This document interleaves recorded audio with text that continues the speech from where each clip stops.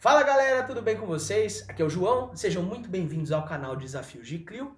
E no vídeo de hoje a gente vai falar um pouquinho sobre o que é história, o início da história enquanto ciência, e a gente vai trabalhar um pouquinho fazendo uma recapitulação e vamos dar uma melhorada no vídeo que a gente já falou há uns anos atrás sobre a ciência histórica.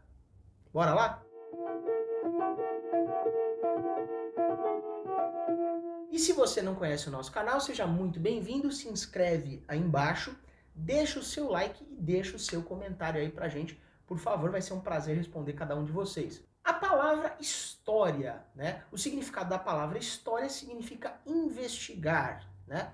Então, história passou por muitas transformações ao longo do tempo e a gente tende a lembrar, né, com gosto ou não, geralmente não por conta dos traumas da escola, né? Mas a história acaba sendo aquela ciência que vai estudar o passado. Ah, vou olhar coisa morta. Para que eu preciso saber de coisa que aconteceu no século XV? Para que eu preciso saber quem é o Colombo? Para que eu preciso saber quem foi o Frei Bartolomeu de las... Galera, não tem esse sentido, né? E o conceito de história ele foi se transformando ao longo do tempo, né? E lá na antiguidade, né, a gente pode colocar alguns historiadores antigos aí, como é o caso do Heródoto, né, que era um viajante, né, que ele andava e ele descobria mais sobre os povos e sobre as características culturais daqueles povos no Egito, na Mesopotâmia, na própria Grécia, e ele passava a fazer comparações culturais entre esses povos, às vezes utilizando a própria cultura grega como uma forma de comparação, como, por exemplo, Tucídides, né, que era um historiador grego lá da antiguidade, que ele vai narrar a Guerra do Peloponeso. E ele vai trabalhar com a análise dos relatos dos soldados e trabalhar com uma história humana. Aí, partindo também dessa renovação científica a partir do século XIX, você vai ter um processo interessante que vai ser justamente o surgimento da história enquanto ciência no século XIX. E essa historiografia tradicional, né, essa historiografia significa a escrita da história, né? Como que você escreve a história? Porque, diferente de outras ciências, você não tem botão que você aperta e você volta lá para a pré-história, e você vai lá para a Roma Antiga, você não consegue.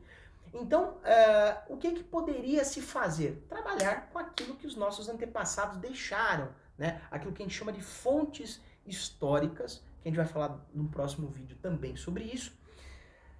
Mas os historiadores do século XIX, eles vão trabalhar com aquela ideia de vamos trabalhar com os documentos oficiais do governo, das grandes personalidades, os grandes governantes, e lembrar as datas, os fatos da história nacional. Eu tenho que lembrar a independência, eu tenho que lembrar a proclamação da República, eu tenho que lembrar que a princesa Isabel foi lá pela bondade do coração dela e assinou a Lei Áurea. Então, a ideia de você trabalhar com documentos oficiais do Estado, as leis, os diários e os registros dos governantes, que são as pessoas que devem ser lembradas, né, os heróis nacionais. Então, e a busca por essa identificação nacional. Então, essa história do século XIX ela vai ser muito baseada na fonte. E o historiador, o investigador, ele teria que simplesmente transcrever o que estava na fonte. Ele não tinha que colocar a opinião dele, ele tinha que se distanciar da sua fonte. Ele tinha que ir lá, olhou, ah, aconteceu dessa forma, ah, então o Dom Pedro se montou no seu cavalo, ergueu a espada e disse independência ou morte no Riacho de Ipiranga. Era isso que você tinha que trabalhar. Você não tinha que buscar uma fonte que poderia duvidar ou não, né? Ou tentar pesquisar ou investigar, como é o sentido da palavra história, outras coisas. Então, a função do historiador seria justamente reproduzir o que estava na fonte, porque a fonte é a verdade. E até a década de 30, para ser mais preciso, até 1929, isso era considerado a história, né? Mas 1929 é o ano da virada, porque você tem a publicação de dois franceses, o Marc Bloch e o Lucien Febvre, provavelmente a pronúncia está errada, mas vocês já sabem disso. Eles vão publicar uma revista chamada Revista da Escola dos Análises, que eles vão trabalhar com uma nova perspectiva histórica, né? De se trabalhar utilizando outras fontes históricas, não só as fontes do governo, buscar fontes culturais, né? O Marc Bloch ele vai ser um medievalista, ele vai trabalhar com o mundo medieval, pensando as relações culturais, a estrutura social, né? Sair um pouco dessa história política nacional que tinha se criado no século XIX. Ao mesmo tempo, essa revista de divulgação científica vai se preocupar em reformular essa história e trabalhar com uma forma mais interdisciplinar, buscar novas fontes, fontes alternativas e que buscasse investigar novas relações culturais, sociais. Ao mesmo tempo também, no final do século XIX já tinha surgido uma outra corrente histórica, né, que vai ser a corrente materialista histórica, que ela é fundada pelo Marx. Inclusive, vale um vídeo depois especificamente sobre a história vista do ponto de vista do materialismo histórico, vale um vídeo depois sobre isso. Mas, em geral, para eles havia sempre uma discussão material sobre as coisas, né? Você vai ter um grupo que detém os meios de produção e que esse grupo está em constante conflito com outro grupo. E o combate entre esses grupos seria o que move a história, baseado muito pelas fontes.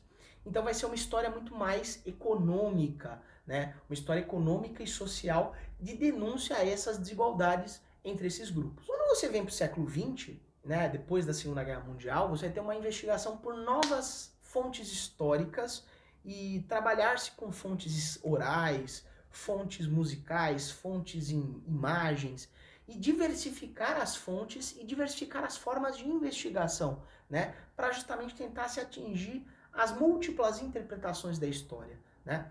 Então, a visão do século XX vai superar aquela história como documento é verdade. Não, o documento ele tem intenção de alguém por trás. Ele tem uma intenção, ele tem uma versão, uma narrativa que ele quer vender ali. E você, enquanto historiador, teria como função equilibrar e tentar investigar as suas fontes a partir dos seus próprios questionamentos e os questionamentos do seu próprio tempo, né? Porque, por exemplo, a visão que se tinha, por exemplo, de um assunto nos anos 50, nos anos 60 já vão ser outros questionamentos, porque, de acordo com o Bloch, ele vai dizer que a sociedade do presente vai refletir sobre questões do passado e busca, nesse passado, investigar essas questões, né? Então, a forma como se lidava com a escravidão nos anos 40 vai ser diferente dos anos 50, dos anos 60, dos anos 70, porque a cada década ou a partir de cada período você vai ter novas demandas e novas discussões, né? Então, ao mesmo tempo, hoje em dia você tem muito mais a busca por encontrar essas pessoas que foram excluídas da história, né? A gente pode pensar alguns exemplos como a história das mulheres. Você tem lá um texto da Regine Pernot, que é uma historiadora francesa, que ela trabalha com a busca pela história dos excluídos, né? As mulheres, os operários, as populações que foram excluídas ao longo da história, e excluídas no sentido de que essas pessoas não são mencionadas ou que elas são consideradas de segunda categoria. Ou a gente pode dar um exemplo nacional aqui, né, com aquele texto Nem Tudo Era Italiano, que você passa por um processo de construção de uma identidade paulistana, de que São Paulo se torna uma segunda Itália, mas com a imigração italiana para cá. Só que a gente tem que lembrar que não eram só italianos que vieram para cá, vieram outros grupos de imigrantes, e que São Paulo, nesse contexto da imigração do século XIX e do século XX, também é uma cidade que está recebendo população que era escravizada, que garantiu a sua liberdade, descendente de população escravizada, população brasileira miscigenada que veio de outros estados para cá, migrantes do interior. Então, congelou-se na memória coletiva uma ideia de que São Paulo é cidade italiana. Ai, meu Deus do céu, a festa daquele Peter. Não que não tenha isso, mas São Paulo também se torna a cidade dessas pessoas, de investigar essas pessoas que foram abandonadas pela história e que não eram consideradas motores dessa história. E ao mesmo tempo buscar investigar versões também e discutir a polêmica em torno do documento, né? De não você ficar com aquela discussão de ai, mas eu vou causar uma polêmica. Não tem que causar polêmica nenhuma. Você tem que investigar com fontes, você não pode ser uma pessoa que vai narrar alguma coisa, né? E aí, a partir dos anos 80, 90, você vai ter uma renovação em vários sentidos, a busca pela narrativa, né? Você vai ter uma série de autores que vão trabalhar com esse sentido, e o uso da microhistória, por exemplo, de você trabalhar com uma realidade local e dela você expande para uma história mais regional ou internacional, dependendo do ponto. Vou citar dois exemplos: O Queijo e os Vermes, do Carlo Ginzburg, e O Crime do Restaurante Chinês, que inclusive valem vídeos aqui para o canal, mas em algum momento oportuno a gente fala sobre eles, que trabalha com o quê? Você pega um caso específico, no caso, um moleiro, que era o cara que cuidava de um moinho na Itália, uma cidadezinha italiana, no norte da Itália, próxima de Veneza, e no caso, o crime do restaurante chinês, você trabalha com o caso de um crime que nunca foi solucionado. E em cima desses dois eventos, você trabalha com o contexto da cidade italiana, e você passa por um contexto ali da Reforma, do Renascimento, a não unificação da Itália no século XVI, ou no caso do crime do restaurante chinês, você trabalha com a questão desses imigrantes que você tinha aqui em São Paulo, imigrantes não só europeus, mas uma porcentagem de imigrantes asiáticos, ou mesmo do embate entre o nacional e esses grupos de imigrantes que também eram marginalizados. O crime nunca foi solucionado, apontou-se um dos vários suspeitos e a opinião pública, por conta de uma questão física, por conta de uma questão de racismo estrutural que você tem naquele contexto, e até hoje você tem essa questão do racismo estrutural, você condena o principal suspeito, ignorando todas as outras possibilidades de investigação naquele contexto, e em cima disso você passa a analisar não só a São Paulo do século XX, mas você passa a analisar também todo o entorno em volta dela e segue numa espiral até você chegar num contexto do etnocentrismo, do racismo, da discussão da própria questão de diversão e lazer nos anos 30. Então acaba tendo essa discussão muito importante pra gente.